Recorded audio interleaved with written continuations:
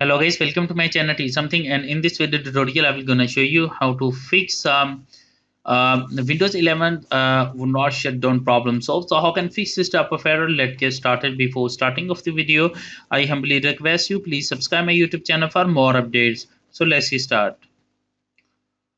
Okay guys, the first method is that first of all in the search box type edit power plan and go to your edit power plan. After doing this stat, go to your power options, and after doing this stat, go to your choose choose what the power option do. Click on it, and after doing this stat, click on change settings are currently unavailable.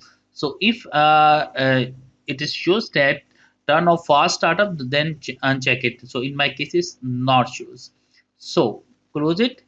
And after doing this chat, I hope your problem is fixed. But if your problem is still, then you can try a next method. The next method is that on the desktop, go to your new, and after doing this stat, go to your shortcut, and after doing this type shutdown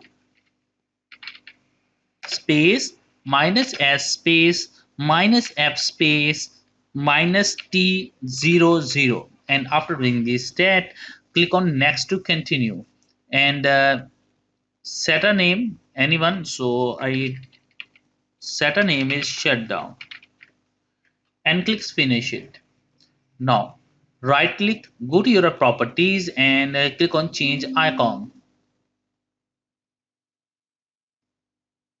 Select a shutdown icon and click on OK and apply an OK button. After doing this stat, right click, and when it is open, your computer will be shut down. So this is a way to resolve this issue. So I hope this video is helpful for you. Thank you for watching, and please subscribe my YouTube channel.